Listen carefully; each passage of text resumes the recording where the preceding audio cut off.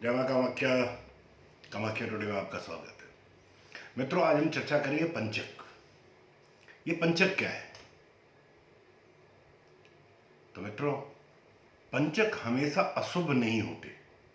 ध्यान रखें, पंचक हमेशा अशुभ नहीं होते। जब चंद्रमा गोचर में कुंभ और मीन राशि में स्थित होता है तो यह समय पंचक का माना जाता है। दोबारा एक बार सुन लें। जब भी चंद्रमा गोचर में कुंभ और मीन राशि में स्थित हो तो यह समय पंचक का माना जाता है। पंचक की समय अवधि 5 दिन की होती है, इसलिए पंचक कहा जाता है। एक आम धारणा यह है कि पंचक अशुभ है। पंचक होता क्या है और कितने प्रकार का होता है, ये जाने बिना हम किसी अवधि को अशुभ कैसे मान लें। शुभ और अशुभ पंचक कौन कौन से होते हैं, इसके बारे में जानिए। इसके बारे में हम अब चर्चा करते हैं आपसे।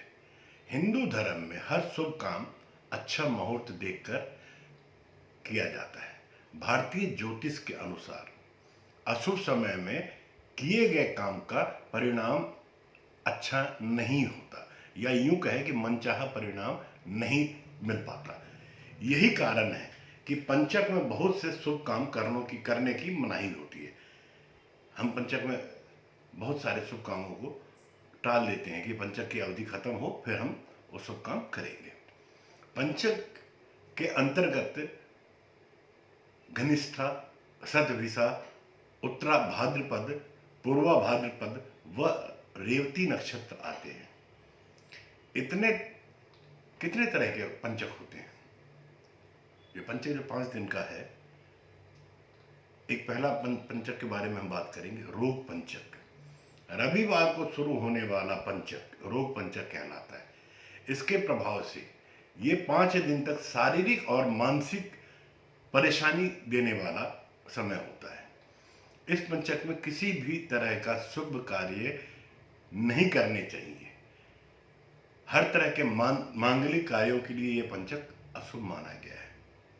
दूसरा पंचक, दूसरे तरह का पंचक है, उसको हम राज पंचक कहते हैं। सोमवार से शुरू होने वाला पंचक राज पंचक कहलाता है। यह पंचक शुभ माना जाता है। इसके प्रभाव से यदि इन 5 दिनों में सरकारी कामों में आपको करने से सफलता मिलती है।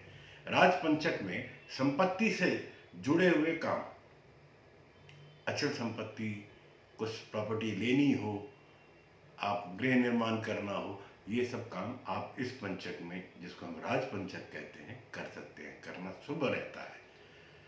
तीसरा पंचक अग्नि पंचक कहलाता है। मंगलवार को शुरू होने वाला पंचक अग्नि पंचक कहलाता है।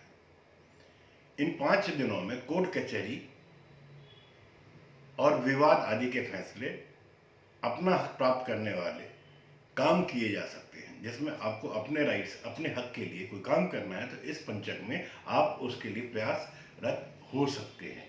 उसके लिए आप आगे बढ़कर काम कर सकते हैं। इस पंचक में किसी भी तरह का निर्माण कार्य, औजार और मशीनरी कामों की शुरुआत करना, इंडस्ट्री से रिलेटेड, किसी गाड़ी घोड़े से रिलेटेड, अशुभ माना गया है। इसमें नुकसान होने की संभावनाएं अधिक होती है। चौथा पंचक मृत्यु पंचक। शनिवार को शुरू होने वाला पंचक मृत्यु पंचक कहलाता है। नाम से ही पता चल रहा होगा कि अशुभ दिन से शुरू होने वाला है। ये पंचक मृत्यु के बराबर परेशानियां देने वाला होता है। इन 5 दिनों में किसी भी तरह के जोखिम भरे काम नहीं करने चाहिए। इसके प्रभाव से विवाद, चोट, दुर्घटना, किसी भी तरह का अप्रिय घटना होने का खतरा बना रहता है। एक अन्य पंचक है, उसको हम चोर पंचक कहते हैं। जी हाँ, चोर पंचक। शुक्रवार को शुरू होने वाला पंचक चोर पंचक कहलाता है। विद्वानों के अनुसार, बुद्धिजीवी और ज्योतिष शास्त्रों के अनुसार इस पंचक में आपको यात्रा करने की मनाही है।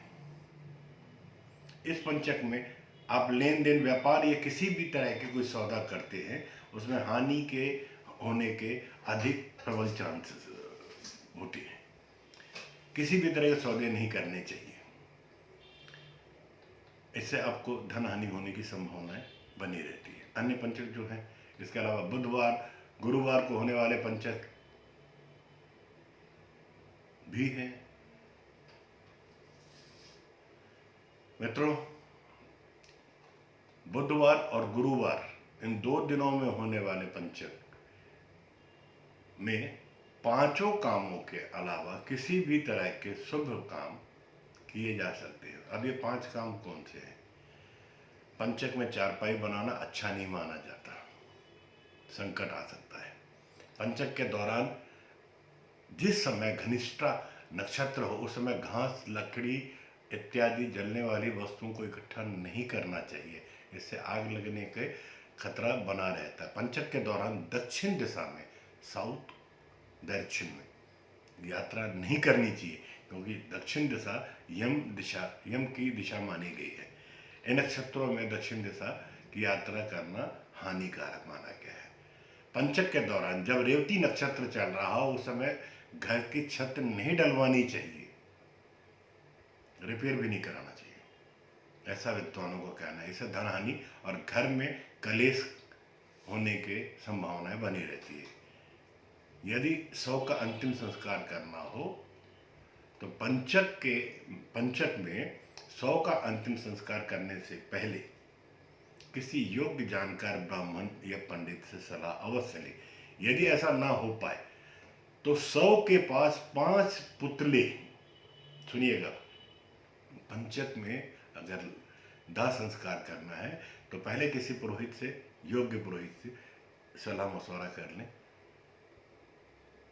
अगर कोई पुरोहित आपको नहीं उस समय उपलब्ध हो पा रहा है तो आपने शव के साथ 5 पुतले जो आटे या कूस के, एक प्रकार की घास होती है कूस, उससे बनाकर अर्थी पर रखे और इन पांचों का 100 बनाकर पूर्ण विधि विधान से अंतिम संस्कार करने से पंचक दोष समाप्त हो जाता है, ऐसा गरुड़ पुराण में लिखा है।